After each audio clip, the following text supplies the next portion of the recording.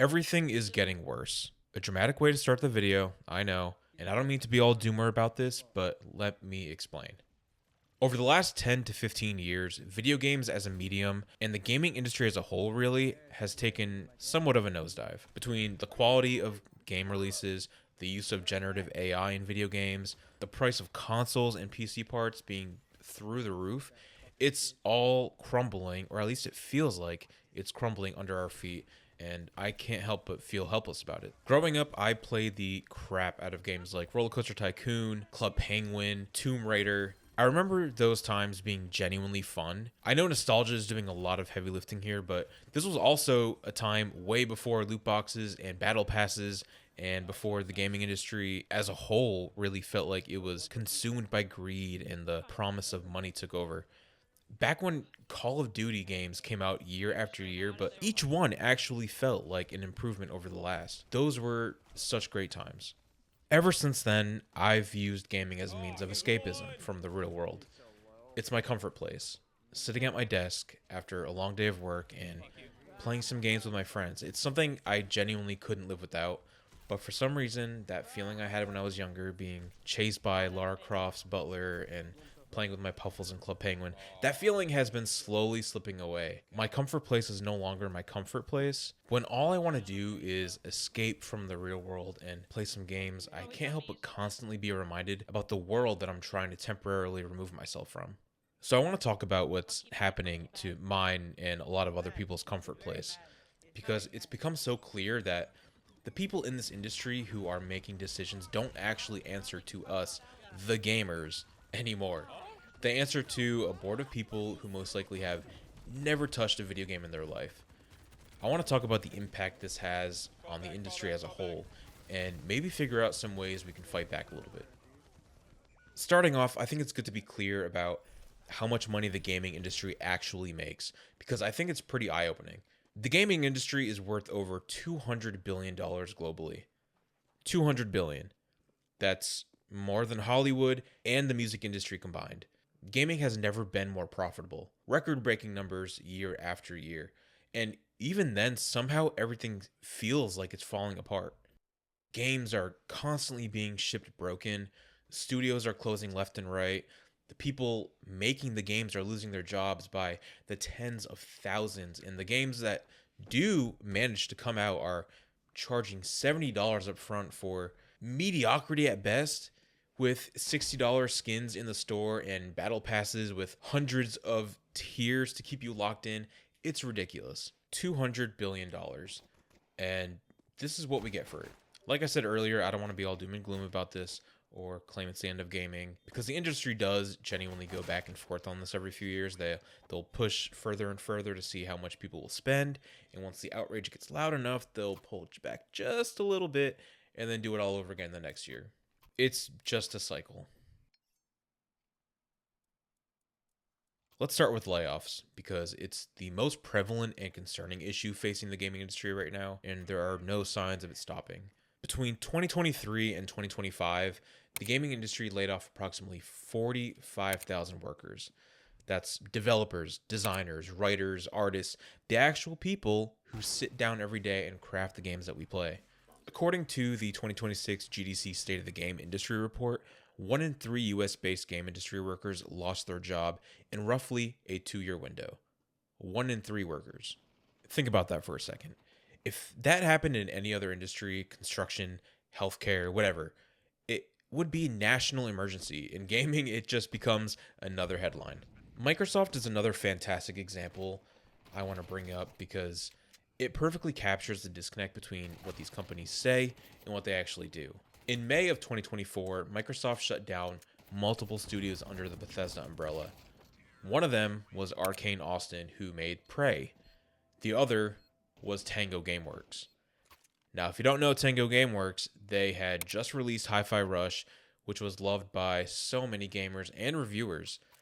It was nominated for several Golden Joystick Awards, nominated for several Game of the Year awards, won Best Audio Design at the Game Awards, and on top of that, it took home several BAFTA and Navigator awards. This was a stacked game, and above all else, it proved that there are still genuinely cool and creative ideas left in gaming.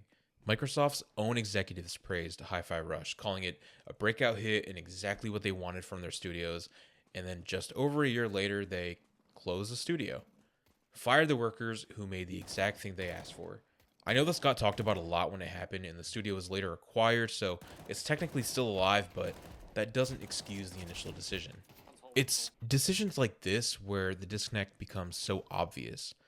The suits at the top aren't looking at the art, or the awards, or the goodwill of the players. They're looking at spreadsheets, and it is so frustrating to watch. These decisions are completely unsustainable. I mean, how many more games need to sell you a Beavis and Butthead skin before someone says, okay, you know what? That's enough. And on top of that, when games like The Last of Us Part 2 or Spider-Man 2 cost upwards of $250 million to make, I mean, why would publishers want to take the risk and fund something new and creatively different when they can just pump out the same old stuff? They don't.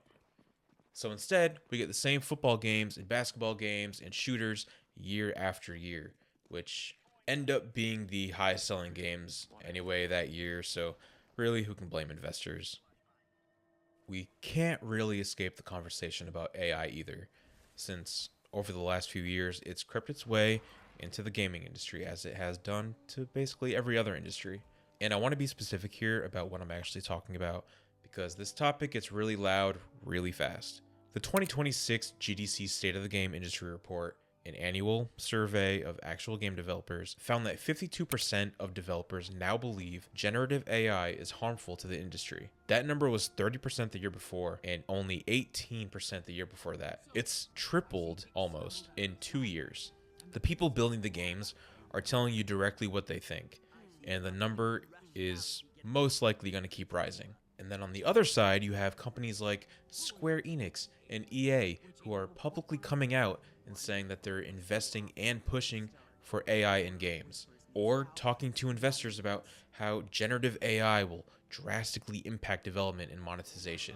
In a good way, that is. And even just recently, after Phil Spencer, who was the previous Microsoft Gaming CEO, retired, Asha Sharma was named the new CEO. Now, if you're not familiar with who this person is, she was formerly the president of Microsoft's Core AI product division. It's almost as if they're telling us to our faces that they want algorithms to replace the artists. Now, I'm not going to sit here and tell you that AI in game development is inherently evil because we've been having the same argument over the last 2 years, and I'm very sure you have your own opinion about it. And I don't think some random guy online is going to change that. But what I will say is that companies are using AI adoption as cover, essentially, for cutting artists and writers and support staff, and then pointing to AI investment to explain to investors why the headcount went down. And the players are starting to notice. I mean, just last year, I think it was, Call of Duty released calling card artwork that players immediately noticed was AI generated. Mind you, this was a $70 game backed by one of the largest publishers in the world. When you're willing to put AI generated whatever into a flagship product that millions of people are going to pay full price for, you have made it very clear about what you think of your audience. Now, separate from the AI conversation, though not entirely unrelated, let's talk about what's happening to the cost of hardware you actually need to play these games, because this one is going to hit you directly in the wallet if it hasn't done so already. We got an early taste of this when Bitcoin first popped off and the GPU prices went through the roof. Now, we're seeing the butterfly effect in full force with the push of AI data centers. RAM is at an all-time high, and from the looks of it, it's only going to keep rising. Hard drives are taking a hit too, and they're becoming more and more expensive. Companies like Western Digital have effectively sold out their entire inventory for the next 2 years because of AI data centers. Now, this stuff was already getting priced higher and higher before any policy decisions got involved, but then you add tariffs into the mix. And I know what you're thinking. Your eyes probably want to glaze over when tariffs are mentioned, but bear with me. Gaming hardware is almost entirely manufactured overseas. PlayStation and Xbox are built in China. Nintendo moved most of its Switch 2 production to Vietnam and Cambodia, specifically to get ahead of trade tensions. And those countries got hit with 46 and 49% tariffs, respectively. There is no version of that where the cost doesn't end up on you. Some of these companies have already come out and said as much themselves. Nintendo held off opening Switch 2 pre-orders entirely the day after the tariff announcement, while they assessed the impact on market conditions. Microsoft, on the other hand, announced price increases outright, and PlayStation 5 Pro launched at $700. Before any of this, that was already pushing the ceiling on what people would pay for a console, and I'm almost positive it's already increased an extra $50. And here's the part that really got me. Smartphones and laptops were granted tariff exemptions. Your phone was protected, but your console wasn't. Someone made that decision. Now, to be fair, in February of this year, the Supreme Court ruled those tariffs were illegal, so the immediate threat was walked back for now. But the fact that I got that far and that consoles were left off the exemption list tells you something about where gaming sits in the minds of the people making policy. And on top of that, if you paid for a Nintendo Switch 2 or an Xbox or a PlayStation Pro or computer parts, you probably paid way more than what you would have paid 2 years ago. And unfortunately, those prices most likely aren't going down anytime soon.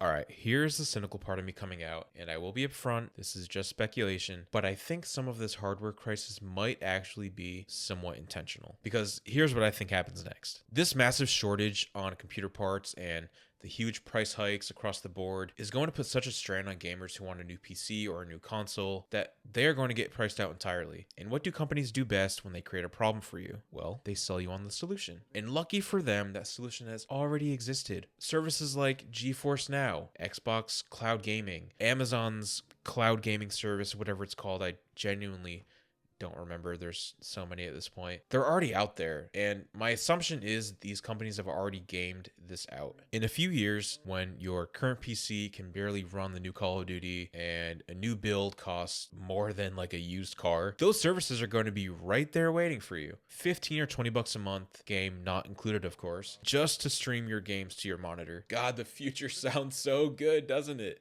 Okay, I promised earlier I wouldn't go completely full doomer on this, so let me actually follow through with that, because as bleak as the AAA corporate landscape is right now, and it is pretty bleak, there is a genuine silver lining here, and we're already seeing it. I mean, we are already seeing incredible games come out like Baldur's Gate 3 and Elden Ring, and even more recently with Arc Raiders, which blew up and has maintained a really respectable player count on Steam.